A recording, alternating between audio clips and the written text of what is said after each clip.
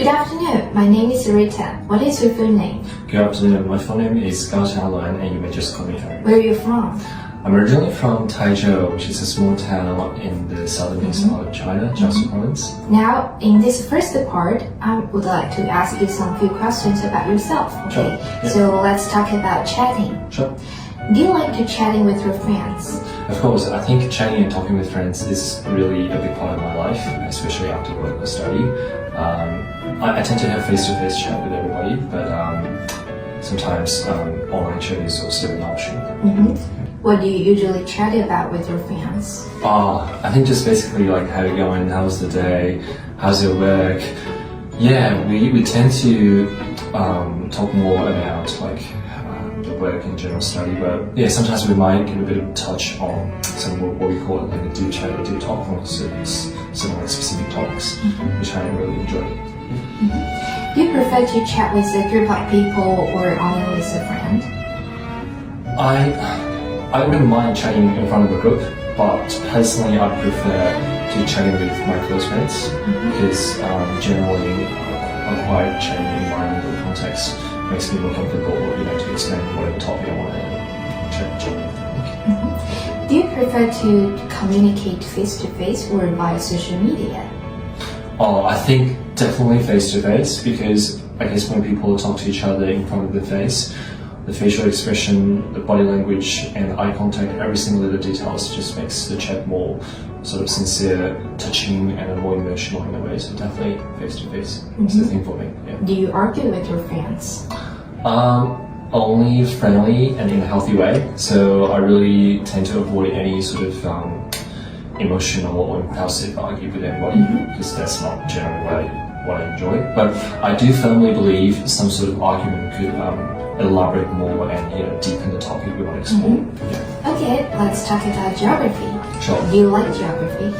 I think I love geography. I think it's such a big part of my life, especially for someone as a frequent traveler like me. Just looking at maps, pinpointing at countries and cultures, languages, gives full spectrum of what we experience, I think. Do you think geography is useful? I think it's really useful, especially if you want to travel or fly a lot. Have a general idea of where different countries situated and where different culture originated from. So it helps us to experience and see the local culture whenever we travel. You want to be a geography teacher? Probably not up to that professional level.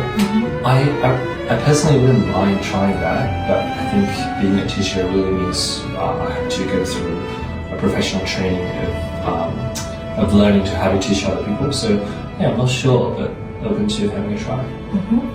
Okay, now I'm going to give you a topic. Sure. And I'd like you to talk about it for 1 or 2 minutes. Before you talk, you're going to have 1 minute to think about what you are going to say. You can make some notes if you wish. Okay, do you understand? Of course. Okay. Now, here's a card. A few minutes later. Can you start speaking now? Sure. If I'm going to describe a person who enjoys cooking, I might have to say my mom, she's really such a good cook and she really enjoys cooking generally. She likes to cook, I would say, soups in general, because for me, like throughout my growing up process, I'm such a big fan of having soup. So I would say almost every single day, like on our dinner table, we will have soups every day, chicken, pork, beef, and sometimes veggie soups, tomato with eggs. Just all different types of soup. We usually cook that in a slow cooker. And my mom mainly cooks for the family, which includes me, my dad, my grandparents. So but sometimes I'd like to mention she also might have to cook for some of her friends.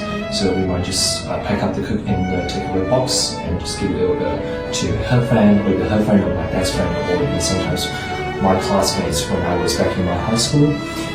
I guess the reason why my mom genuinely enjoys cooking was actually, I think firstly it was actually for, in her belief, the health reasons. So, as we all see, like the booming and boosting industry of takeaway food has taken place in China, but also in my mom's opinion, it's not that healthy to always order food from outside. So she really encourages everybody in our family to stay at home, cook the food for ourselves. So in her mind, that was cleaner, that was healthier. That was first-hand, straight-away ingredients, fresh and clear. But also, I think to my mom, spiritually, cooking involves a whole bit of preparation, washing, cutting, slow cooking, washing, cleaning, and drying.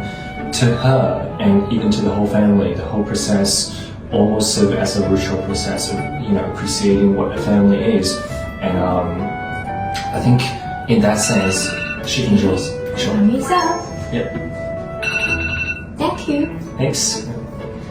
Now let's talk more about the topic of cooking.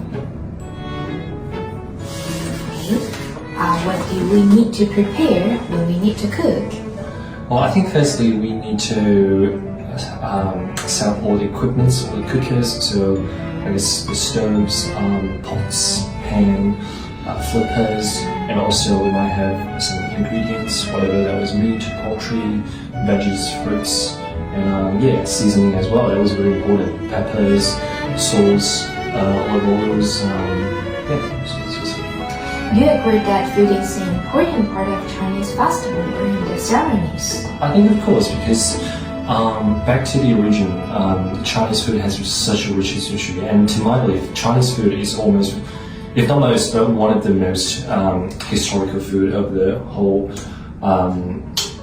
appetite spectrum of the whole world. So in Spring Festival, we have to cook like a whole set of multi-course dinner for the whole family, especially in the eve. So yes, firmly, I believe it's we can't have all the festival culture without any Chinese food in this country. Which dishes are a must at festivals?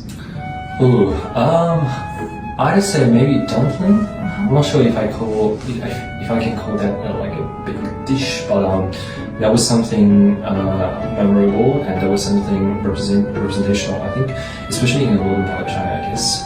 So even in my family, we are in the middle and the southern part of China. We also will make dumplings every single Spring Festival, the winter festival.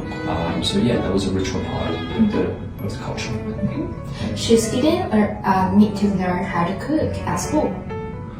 I think I definitely would say that was beneficial for students to learn how to cook, especially maybe to me, at the age of 14 or 15, when they start their high school or prepare for college life. So I think being able to cook for yourself sets up like really big criteria of calling yourself being independent. So to me, I definitely encourage students to learn how to cook. Okay. Do you think cooking should be a compulsory or elective courses? Why? Well, I think it depends. If it's on uni level, probably I don't see the necessity for everybody to learn cook, because maybe fairly up to uni level at a mature age, people more or less know how to cook. But I guess in primary school or junior high school, it is definitely beneficial for students to learn how to cook, to prepare the independent life in the future for them. So yeah, I think we have to sort of divide which grade or year that was to set it up. Okay, thank you very much. This is the end of the test. Sure. Thank you.